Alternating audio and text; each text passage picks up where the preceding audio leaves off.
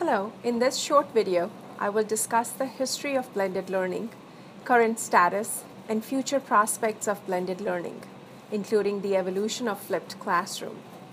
Believe it or not, the first blended course was offered by Sir Isaac Pitman in 1885. He offered a shorthand course that resembled the distance learning model of today. He sent shorthand text to his students via mail written on postcards. Effective feedback and assessment were an integral part of the distance learning model century before computers were invented. While the distance learning was pioneered and the effectiveness has been analyzed, there has been few studies on guidance for institutions on implementation according to Graham, Woodland, Woodfield, and Harrison in their research in 2013. The first mini-computer and mainframe training is traced back to mid-1960s. This pioneered the group training without printed materials for a large group of employees in the organization. According to Watson and Powell, in 2015, the computer-based training enriched the student-teacher communication and interaction. In 1970s and 1980s, TV-based technology came about to support live training. In this blended learning timeline, training was used via video networks. Instructors were no longer on-site, and training experience was more engaging and interactive. This was the predecessor to webinars and video conferencing. Stanford University held classes at multiple locations via TV networks and sent assignments via couriers, according to Pappas in his research paper in 2015. In 1980s and 1990s, technology advanced to CD-ROMs, and interactive learning experiences were delivered through video and sound. Large quantity of information was discerned through learning management systems. To assess learning, e-learning course completion assignments were required to be completed as mentioned by Pappas in 2015. 1998 saw the first generation web-based technology. Computers were available for masses, especially personal computers. Learning extended from video, TV, CD-ROMs to e-learning. According to Moskal, Zubin, and Hartman in 2013, they stated in their research that during this era, blended learning challenged the status quo by forcing traditional face-to-face learning institutions to broaden their platforms through innovative approach to expand and accommodate all learners.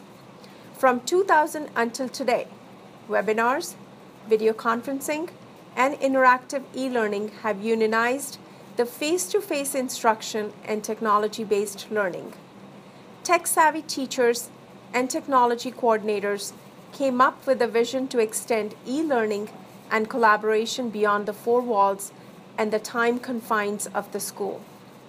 The innovative technology tools enrich the present e-learning environment, creating more engaging, efficient, and success-oriented experiences for learners, according to Watson and Powell in 2015. So what is the current state of blended learning? Estimated 2/3 of school districts offer blended learning. 80% of the 50 states offer distance learning, blended learning, or virtual schools. 58.8% of 30 states, including Washington, D.C., offer full-time online schools. 2 million students are concurrently enrolled in online classes. According to market research at Gartner, NYSE, it has projected that spending on technology is expected to rise by 5.6% to 3.7 trillion, with the strongest gains from cloud. Google Apps for Education is expected to reach 110 million users by 2020. The data from Boost eLearning estimates the compound annual growth rate for Google Apps from 2010 to 2015 is 41.26%. Edutechnica.com reports the estimated growth for the learning management systems that aid in blended learning and virtual educational institutions to grow 25.2% annually from 2013 to 2018. The industry grew from $2.5 billion in 2013 to $7.8 billion in 2018. In terms of Moodle, actual users seem to have the most users in LMS market. It currently boasts an estimated 73.8 million users. Edmodo comes in second, and Blackboard rounds out the top three with around 20 million users each. The type of blended learning that has revolutionized teaching in secondary schools is flipped classroom. Another step that was taken before the flipped classroom was the use of computers in the classroom. The use of CAL, which is computer-assisted language learning, started in 1980s, and technology-enhanced language learning. With the advent of MIT's OpenCourseWare in 2001, the types of websites that would be needed were made more available. The final historical step that led to the advent of the flipped classroom was the beginning of Khan Academy in 2006. The start of the Khan Academy and the storage and free sharing of educational material helped to alleviate the need for teachers to have to produce material to flip the classroom. The flipped classroom was first documented in use in 2007 by Bergman and Sams. They took the lecture portion of their chemistry class, made it into a video, had the students watch it as homework, and then had discussions and experiment in class in lieu of the lectures.